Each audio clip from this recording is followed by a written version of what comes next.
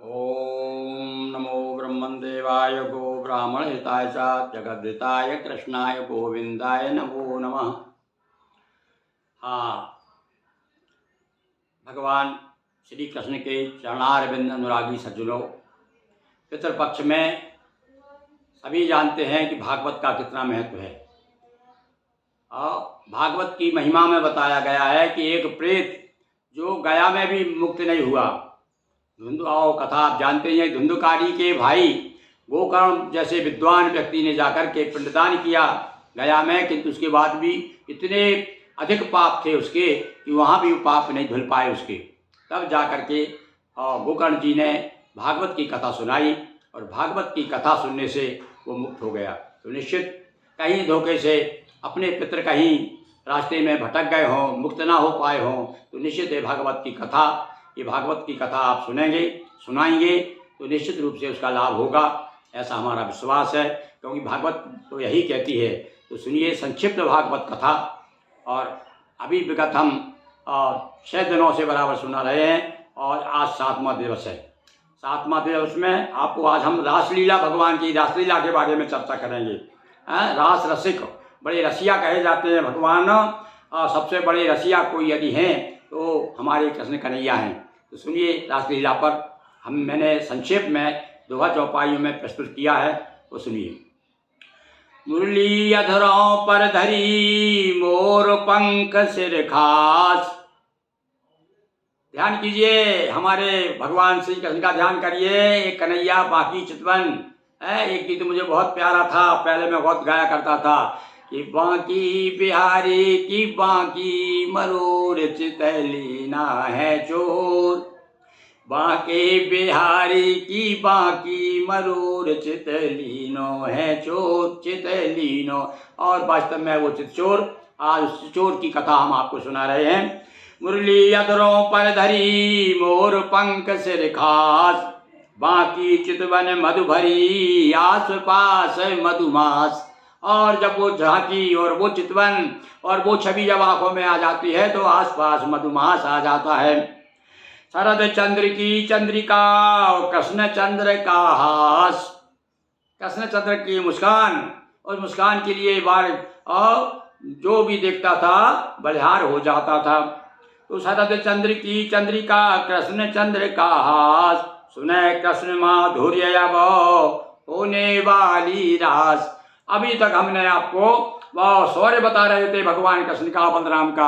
अब चलिए माधुरी की ओर चलते हैं। उनके जीवन में माधुरी भी कितना है, और उस माधुरी के लिए तो हम लोग जो है सारे पागल हुआ करते हैं। तो अब देखिए माधुर्य। आज कृष्ण के हैं कुछ मन में, इकले आए वृंदावन में। आज हमारे कन्हैया के मन में कुछ और ही बात है भाई। इसलिए तो वो ना तो ग्वालों को साथ लिया ना अपने भैया को साथ लिया, अकेले आ गए हैं। कहाँ देखो तो ये शरद यामिनी अमृत बरसा रही चांदनी। शरद की रातों जब चंद्रमा पूरी कलाओं से पृथ्वी पर अमृत बरसाता है, तो यहाँ जब देखा शरद की चांदनी, शरद ऋतु आई, शरद की पूर्णिमा आई, तो शरद चंद्र का निशा निमंत्रण प्रकृति लगी देने आमंत्रण। और भैया विवादलों के लिए विवाद धड़कने लगते हैं। प्रेम का अंकुर जो है वृक्ष बन जाता है शरद पूर्णिमा पे। तो कान्हा ने बांसुरी बजाई सुनत गोपिकाएं उठ दाई। जही वृंदावन बंसी बजी मोहे तीनों लोग। सारी गोपिकाएं उठ उठ कर चलती। विविध रूप ले कृष्ण कन्हाई हरि गोपी संगलास रचाई। भैया हमने संक्षेप में वर्णन किया है, क्योंकि तो संक्षिप्त तो भागवत पुराण है। तो सारी गोपिकाएं आ गई हैं और भगवान कृष्ण जितनी गोपिकाएं उतने ही कृष्ण बन गए और सबके साथ में जो है नृत्य कर रहे हैं, रास कर रहे हैं। और मेरा घेरा बना तृप्त सब कीना, सभी गोपियों को सुख दीना। और आपने चित्र भी देखा होगा, रासलीला में देखा किस प्रकार से घेरा बना करके बीच में बंसी बजाते हुए नाचते हैं और आसपास गोपिकाएं अपने ठमकती रहती हैं। प्रेम भारी में सभी डुबा कर अंतर ध्यान हुए मुरलीधर। भैया रास चल रहा है, नृत्य हो रहा है, सब डूबे हुए हैं नृत्य में, और इसी बीच में कुछ लीला दिखाने के लिए भगवान कभी कोई परीक्षा भी लेते हैं। तो नाचते नाचते नाचते सब लोग बड़े मस्त हैं, डूब रहे हैं प्रेम समुद्र में, और उसी समय भगवान अंतर ध्यान हो गए। तो गोपी सभी प्रेम रस पागी, कृष्ण कृष्ण कह खोजन लागी। और उसी प्रकार से तुरंत ही जब देखा, अरे कन्हैया कहाँ गया, कन्हैया कहाँ गया, कान्हा कहाँ गया, कान्हा, सारी गोपिकाएं ढूंढने लगी इधर उधर, बिल्कुल पागल जैसी अवस्था हो गई सबकी। दुखी देख फिर से हरि प्रगटे, मानो वृक्ष बेली से लिपटे। और भैया जब देखा ज़्यादा ही दुखी हो गई, सब परेशान हो गए बहुत पूरी तरह। जब देख लिया अब असहनीय दुख हो गया इनका, तो भगवान फिर से प्रकट हो गए। रास गीत सबके अधरों पर गूंज रहा था जय जय का स्वर। और रासाध्याय है भाई उसमें, और भागवत में बड़ी सुंदर वर्णन है भैया भगवान की रासलीला का, बहुत सारे श्लोक हैं, कभी आपको समय मिले तो जरूर पढ़िएगा, उसका आनंद लीजिएगा। तो वृंदावन में आज भी और कृष्ण कर रहे रास, आज भी निधिवन में लोग कहते हैं रात में वहाँ के पशु पक्षी भी जंगल छोड़ के चले, वन छोड़ करके चले जाते हैं। क्यों? आज भी भगवान का रास वही महाराज चल रहा है द्वापर युग से निरंतर, और ऐसा जब तक ये धराधाम रहेगी चलता रहेगा। वृंदावन में आज भी कृष्ण कर रहे रास, कृष्ण चंद्र की चंद्रिका का मिल रहा प्रकाश। और ये आज हम लोगों, और जो हमारे हृदय में जो थोड़ा बहुत प्रकाश है ना उस रास को स्मरण करते ही हमारा हृदय आलोकित हो जाता है। तो भैया इस प्रकार से रासलीला भगवान की हुई। अब चलिए फिर एक राक्षस आ गया भैया। ये तो पीछा नहीं छोड़ रहे, और पीछा कैसे नहीं छोड़ेंगे, इनको मारने के लिए तो भगवान आए हैं। तो अब ये कुछ कभी कभी ये पीछा नहीं छोड़ेंगे, तो कभी कभी भगवान पीछा नहीं छोड़ेंगे, किसी किसी के पीछे वो पड़ जाएंगे। फिर देखेंगे अपन कथा है वो भी, तो सुनिए आप अरिष्टासुर की कथा। था अरिष्ट एक राक्षसो आया बन कर बैल, भय के साए में हुई सारी ब्रज की गैल। अब आपने देखा ये गधा को मार दिया भगवान ने, एक बगुले को मारा, एक बछड़े का रूप धारण करके आया था, एक नाना प्रकार के रूप धारण करके आया। आज इस बार जो है राक्षस अरिष्टासुर जो है बैल बन के आ गया। ब्रज में हुआ नया उत्पाता, वाया असुर लगा कर घाता, असुर बैल का रूप बना कर लगा घूमने क्रोधित होकर, और अपने लंबे सींग घुमाता रह रह अपनी पूंछ उठाता, दांत पीसता था रह रह कर, ग्वाल बाल सब भागे डर कर।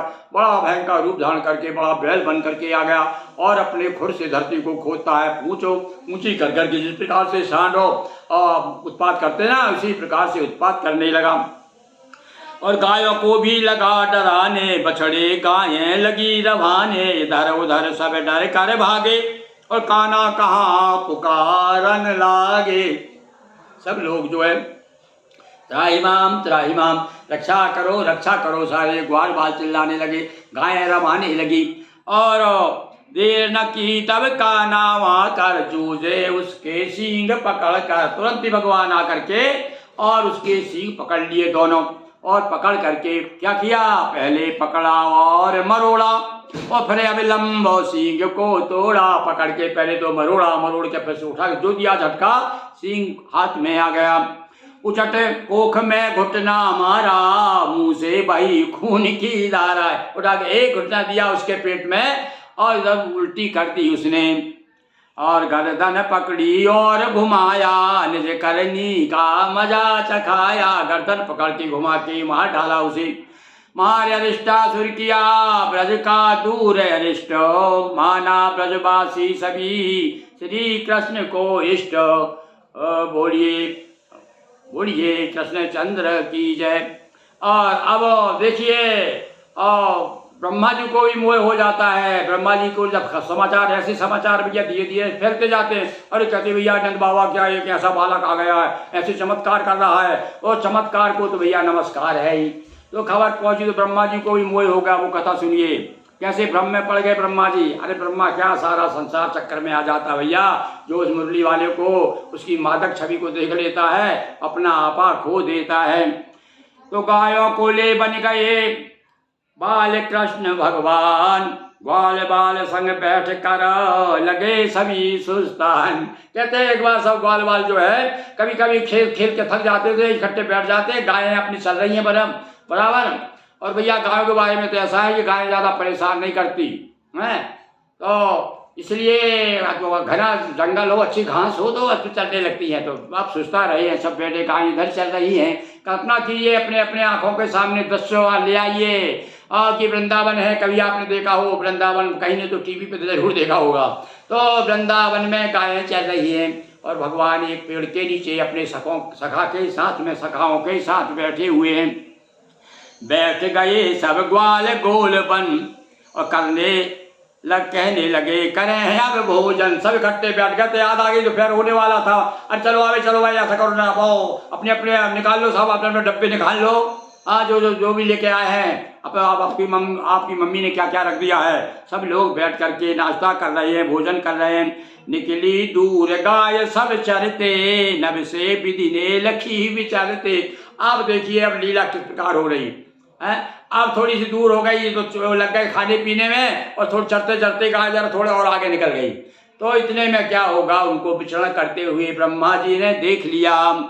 लीला बस विधि गायें लेकर और गए गुफा में सभी छिपा कर, ग्वाल छोड़ हरि ढूंढन आए, इधर ग्वाल भी गए छिपाए। अब देखिए कलाकारी इसकी ब्रह्मा जी ने क्या किया भाई, और ये सारी गायों को गुफा में जाके बंद कर दिया। अब कैसे समझ गए, तो वैसे उनको सब जानते ही थे, वो समझ गए। उनका तो सबसे कहा सुनो रुको तुम, मैं अभी लेके आता हूँ किधर चलेगी गायें। तो उनको सब छोड़ करके जो इधर गए तो उधर ब्रह्मा ने किया, सारे ग्वालों को भी छिपा दिया। अब कृष्ण समझ गए उसकी लीला को। फिर तो भगवान स्वयं सच्चिदानंद परम ब्रह्म परमात्मा ने अपने संकेत से माया को संकेत दिया, और उतने ही ग्वाले उतनी ही गायें फिर से तैयार हो गई। यानी देखिए सृजनहार के लिए क्या कठिन है। ब्रह्मा जी को बता दिया कि अरे तू सृष्टि करता है, पर तुझे शक्ति किससे मिलती है, तू किसकी शक्ति से सृष्टि करता है, ये भूल गया क्या, ये बताना चाहते हैं आज भगवान श्री कृष्ण। तो विधि की देखी जब कर तूती, प्रगटाई हरि स्वयं विभूति। जब अपना ऐश्वर्य बताया भगवान ने, गायें तथा साथ के ग्वाला और रच कहलाए सायंकाला। सारे ग्वाल वाल और सारी गैया सब बड़ी बनाई, सब नकली क्या है, भगवान की बनी हुई थी, वे भी भगवान की बनाई हुई थी। तो ये सब लेकर के सायंकाल को घर आ गए। और कहते भैया 1 वर्ष हो गया, ना तो उनके माता पिता को पता चला और ना किसी को पता, ना गायों को पता चला कौन क्या कैसा है। सब ये वैसे ही चलता रहा जैसा चलना चाहिए। तो सब गर्भ मर्म न इसका कोई जाना नहीं, किसी ने भी पहचाना। नियमित जाते गाय चराने और सभी आचरण किए पुराने। भूपर 1 वर्ष हो आया और तब ब्रह्मा जी के मन आया। 1 वर्ष, हमारा 1 वर्ष हो जाता है तब उनका 1 दिन होता है ब्रह्मा जी का। तब ब्रह्मा जी ने सोचा कि देखो तो क्या हो गया, और मैंने छिपा के आया, कैसे डरा होगा वो बालक बिना गायों के, वृंदावन की क्या स्थिति होगी। तो ब्रज में जाके सभी निहारे, जो छिपा दिए थे सारे, जितने भी छिपा दिए थे सबके सब वहाँ दिखाई दे रहे हैं। कैसे हुआ सोच बस था मन, और तभी कृष्ण यों दीने दर्शन। मन में सोच रहा था ये कैसे हो गया, ये जादूगर कौन आ गया। तब तो उसी समय भगवान श्री कृष्ण प्रकट हो गए। सभी ग्वाल गो कृष्ण स्वरूपा, सभी दिखे श्री हरि के रूपा। अब तो भगवान ने वो माया दिखाई कि जितनी गाय और ग्वाल उतने ही भगवान श्री कृष्ण हो गए हैं। देखिए कभी कभी अपना ऐश्वर्य बताते हैं भगवान। आपने देखा ना उत्तरकांड में, मानस में तुलसीदास जी कहते हैं कि जब भगवान राम आए थे तो पल में सारे नगर के लोगों से जितने अयोध्यावासी थे उतने ही राम बन के सबसे मिल लिए थे। यहाँ पर भगवान ने अपना ऐश्वर्य दिखाया है। मोर मुकुट पीताम्बर धारी और भौचक हो विधि रहे निहारी। आप भी दर्शन कीजिए उस छवि की। कौन सी छवि? जो ब्रह्मा को बताई थी। मोर मुकुट पीताम्बर धारी, पीताम्बर पहने हुए, मोर का मुकुट है और बंसी इधर खुशी हुई है। कहाँ पर? इधर कटी में, कमर में बंसी खोस लेते हैं बजाने। यदि बजाते बजाते बजाते वहाँ खोस लेते। ऐसे रूप को हम नमस्कार करते हैं। ब्रह्मा जी भी समझ गया और जब देखा विधि ने धर ध्याना, ब्रह्म स्वरूप कृष्ण भगवाना। अरे ये तो ब्रह्म स्वरूप है, सच्चिदानंद परम ब्रह्म भगवान श्री कृष्णचंद्र भगवान की जय। तो भैया क्षमा मांग श्री कृष्ण से, कर कर दंड प्रणाम बार बार। क्षमस्व अपराधम में, क्षमस्व अपराधम में, बार बार माफी मांग रहा है। और सुमारे कृष्ण महिमा में तो गए बिरंच निज धाम। हाथ जोड़ करके क्षमा मांगते हुए अपने लोक को चले गए। बोलिए वृंदावन बिहारी लाल की जय। अब भैया एक कथा और सुना देते हैं हम आपको। अब ये भी बड़ी, ये तो बहुत ही प्रसिद्ध कथा है। इस पर तो नाना प्रकार के लोग जो है आक्षेप भी करते हैं। जो लोग ना समझ है वो नहीं समझते कि भगवान श्री कृष्ण जो पर्वत उठा सकते हैं, पहाड़ उठा सकते हैं, और वो यदि चीरहरण करते हैं तो वो कौन सी बड़ी बात है? मुझे एक प्रसंग याद आ रहा है। एक महात्मा जी बता रहे थे कि एक बार में कि आश्रम में बहुत से बच्चे पढ़ा करते थे। एक लड़का बड़ा उत्पाती था। वो क्या करता और लड़कियों को छेड़ा करता था। पास में लड़कियाँ पानी आनी भरने आती तो वहाँ वो कंकर अंकर मार करके और कभी कभी उनको गंदे इशारे किया करता था। अब बुलाया, गुरुजी ने उसको बुलाया। बोले बेटा ये अच्छी बात नहीं है भाई, तू क्या करता है? अरे बोले अब देखिए, आप झूठता देखिए उस बालक की। क्या था? गुरुजी भगवान श्री कृष्ण भी तो करते थे, मटकी फोड़ते थे और गोपियों से मिलते थे, तो मैं भी कोशिश करता हूँ मिलने की। अच्छा बेटा ठीक है। अब उस समय तो गुरुजी ने कुछ नहीं कहा। अब बताया कि भैया तू तुझमें और कृष्ण में क्या अंतर है, थोड़ा अंतर भी समझ ले भाई तू। तो एक दिन सो रहा था वो आश्रम में दोपहर के समय। गुरुजी ने कहा सुनो, दो चार बच्चों से कहा बेटा सुनो, वो जो पत्थर है ना, जो पत्थर दो चार मन का उठाओ जरा। दो चार बच्चों ने उठा करके वो इसके ऊपर रख दो। और जो इसके ऊपर रखा चिल्ला, गुरुजी मर गया मर गया, उठाओ उठाओ, मर गया मर गया। अरे बोल क्यों बेटा? अरे श्री कृष्ण ने तो वो गोवर्धन पर्वत उठाया था, उससे इतना सा पत्थर नहीं उठ रहा है। तो भैया जीव के ईश समान, तुलसीदास जी ने कहा है कि जीव प्राणी जो है ईश्वर के समान हो सकता है क्या? तो भैया ये शंका यही निर्मूल हो जाती है। हम तो बड़े प्यार से भगवान श्री कृष्ण का चीरहरण लीला देख रहे हैं, सुन रहे हैं और आपको सुना रहे हैं। सुनिए। माघ शीर्ष में गोपियां करने व्रत स्नान, यमुना नित्य आने लगी ये कृष्ण का ध्यान। और भैया आ गया मार्गशीर्ष का महीना, और उस महीना में क्या है, सब कुंवारी लड़कियां अपने पति की इच्छा से अच्छा पति मिले इसलिए स्नान करती हैं। प्रातःकाल स्नान करती हैं। तो ये यहाँ भी गोपियाँ जब जाती हैं और वहीं पर भैया एक देवी का मंदिर था, वहाँ जा करके स्नान किया करती थी। अब सुनिए आप आगे कथा, भगवान क्या करते हैं। पर ये इनके साथ में क्या गड़बड़ी थी। एक कथा भी हमने बताई थी आपको कि एक यमलार्जुन जो वृक्ष था वो पहले गंधर्व था। तो यहाँ पर ये विरोध किया गया है कि भैया नग्न अवस्था में नहीं नहाना चाहिए, नग्न होकर के नहीं नहाना चाहिए। तो उसको श्राप मिल गया नारद जी का। यहाँ पर ये गोपिकाएं भी नग्न होकर के नहा रही थी, इसलिए भगवान ने ये दिखाने के लिए कि इनको बताया जाए कि भाई नग्न नहीं नहाना चाहिए, तुम्हारे साथ ऐसी स्थिति हो सकती है। सुनिए आप।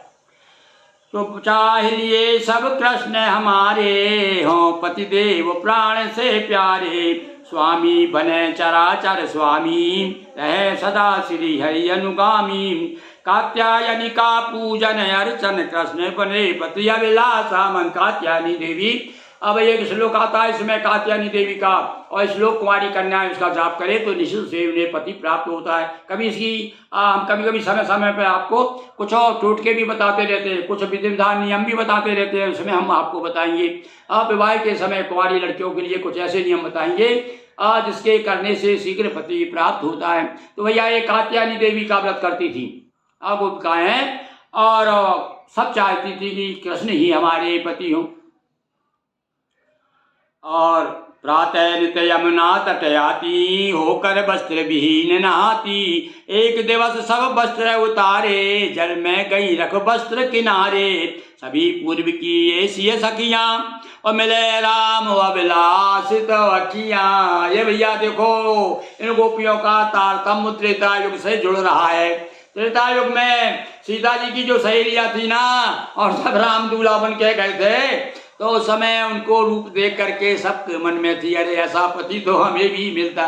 कभी कभी क्या है, भगवान मन की बात रखते हैं, दिल में सच्ची ये भावना हो तो आज भी भगवान पूरी करते हैं। सारी सखियां उत्तरता युग में, तो भगवान ने धीरे से कह दिया कि चिंता मत करो, द्वापर युग में तुमसे मिलूंगा। इस प्रकार से भगवान आप उनसे मिले।